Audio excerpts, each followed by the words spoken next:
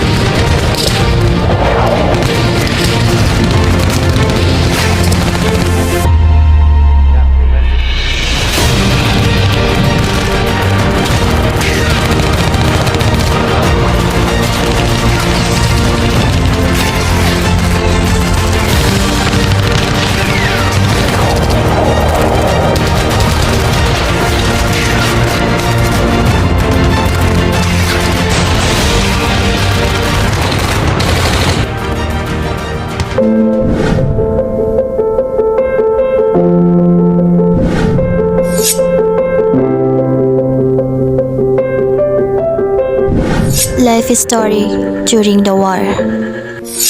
Ramon Regalado. Regalado was born in 1970 in the Philippines. He was a machine gun operator with the Philippine South under U.S. Army forces when troops were forced to surrender in 1942 to the Japanese after a grueling 3-month battle.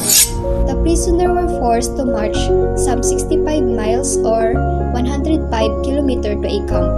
Ramon Regalado was a Filipino soldier who was cuffed by Japanese troops in 1942 while fighting alongside Americans during World War II. Ramon Regalado was starving and sick with malaria when he slipped away from his Japanese captors during the infamous 1942. Bataan death marched in the Philippines, escaping a brutal trudge through a steamy jungle that killed hundreds of Americans and thousands of Filipinos who fought for the U.S. during World War II. After the war ended and he survived the terrible Bataan Death March, he moved to San Francisco to advocate for other military veterans. Regalado passed away last month at the age of 100. How Ramon Regalado survived the war. Regalado survived and slipped away with 2 others, all of them sick with malaria. They encountered a farmer who cared for them, but only Regalado lived. Afterward, he joined a guerrilla resistance movement against the Japanese and later moved to the San Francisco Bay Area to work as a civilian for the U.S. military. Description of Ramon Regalado, meaning of life. The actual meaning of life is to fulfill your purpose in life and accomplish your goals. What Ramon Regalado means here is everyone has a purpose of why they are living. None of us will be here if we all didn't have a purpose. Regalado was a humble man and an eloquent one. He embodied the values of the greatest generation: duty to country, honor, and love for freedom. According to Regalado, they sacrificed together performance without foods and no supplies. He lived long enough to be personally honored. Life has meaning under all circumstances, even the most miserable, as what the story of Ramon Regalado. He went through hardship during the march and thus not only fought a battle with the Japanese men, but also a battle of his own mind and soul, as some of men who's with him took their own life because they can't take to starve and to suffer anymore. People have will to meaning based on the story of Ramon Regalado. He has seen a meaning of life as what he said. I'm not going to die. When we see meaning, we are ready for any type of suffering. Compared to Viktor Frankl's sources of meaning. Suffering. Suffering is a source of meaning, is both curious and also understandable when it's seen in the light of pain that leads to enlightenment. There is more than one religion in the world that is founded on the suffering of its prophet. A key effect is that with a loss of outer freedom, we often turn inwards and find meaning in place where external critically cannot reach. In the manner of the Stoics, we may also reframe suffering as our task of bearing the cross and gaining a sense of achievement simply by surviving. Love is the strongest bond between people and will lead to wonderful inspiration and great sacrifice. Many of great work of art were inspired by love. For me, must find our inner self to discover who we are and what we can do on facing hard problems. Like Ramon Regalado, he made up of his mind and find his strength to escape from the death march. The meaning of life, according to Viktor Frankl, lies in a finding a purpose. The responsibility of ourselves by having a clear why, we can face all the how questions of life. Only by feeling free and sure of the objectives that motivates us we will be able to make the world a better place. Less logotherapy assumptions. The human being is an entity consisting of body, mind, and spirit. The first assumption deals with body, mind, and spirit.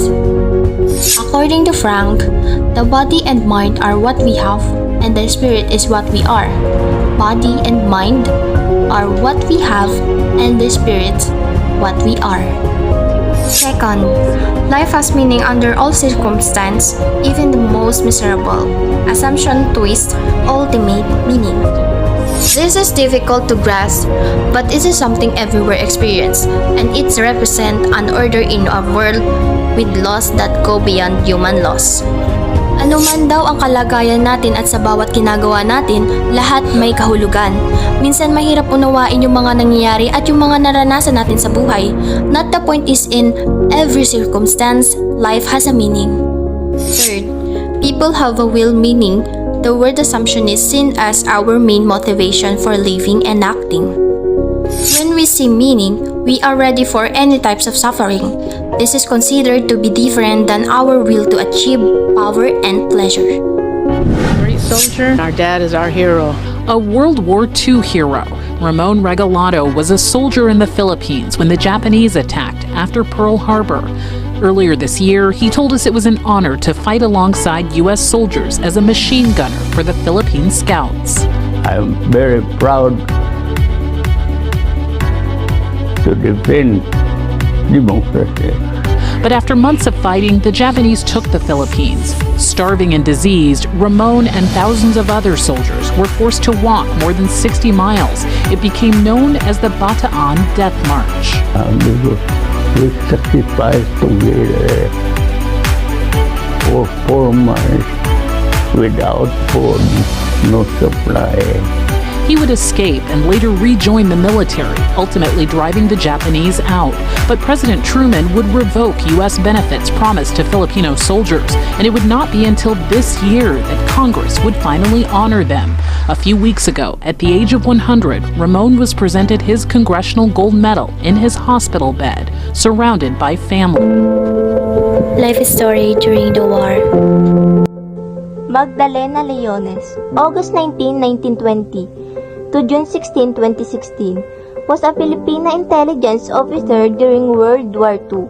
She is the first and only Asian to receive a Silver Star Medal for her wartime contributions. When the church became the battalion's headquarters, Leones helped nurse wounded guerrillas. At the fall of Bataan, she refused to surrender to Japanese regime and was therefore held captive. During that time, she studied Nihongo. When Leones was released, she witnessed an execution of 20 plus young citizens. It prompted her to visit towns to see how she could help, even though traveling was prohibited at the time. She once saved Filipino evacuees from execution when she convinced Japanese troops that they came from a wedding. Leon served an even more crucial role in the war when she became an intelligence officer for the United States Army Forces in the Philippines, Northern Luzon. She was a messenger who transported confidential data, radio parts, and medical supplies between camps. These radio parts were used to communicate with General Douglas MacArthur and eventually paved the way for the later landing. During her time of service, she was arrested twice by the Japanese and while in prison learned to speak Nipengo. Apart from this event, she was also credited for the plan to destroy Japanese plans in Tuguegarao and play a part in identifying enemy ships and its contents in San Fernando, La Union. Leons is one of the handful women and the first Filipino woman to have earned the Silver Star for her heroism, according to military historians. She died June 16 in Richmond, California at the age of 96. Leons, working as an intelligence officer, was able to gather the radio parts in the Philippines that allowed for continued communication with MacArthur, which led to the landings at Leyte at the ultimate retaking of the Philippines in October 1944. An army citation awarded the Silver Star to Leons in October 22, 1945. For gallantry in action at Luzon, Philippines Islands from 27 February to 26 September 1944. The citation needs. During the period cited, Corporal Leons repeatedly risked her life to carry important intelligence data, vital radio parts, and the medical supplies through heavily garrisoned enemy-held territory. Although she knew that detection by the enemy would result in torture and execution, Corporal Leons fearlessly continued her perilous mission between guerrilla forces throughout Luzon with a notable success. Through her intrepidity and skill as a special agent, Corporal Leons contributed materially to the early liberation of the Philippines. Bayaning may tuturing ang mga Pilipinong lumaban sa mga Hapon mula 1941 hanggang paglaya natin noong 1945. Pero bukod sa kanila, kailangan din nating kilalanin ang mga kababaihan at kabataang nagpamalas ng kabayanihan sa sarili nilang paraan. Sino-sino ang mga unsung heroes noong World War II? Yung typical picture na natin ng kababayan. Nasa bahay si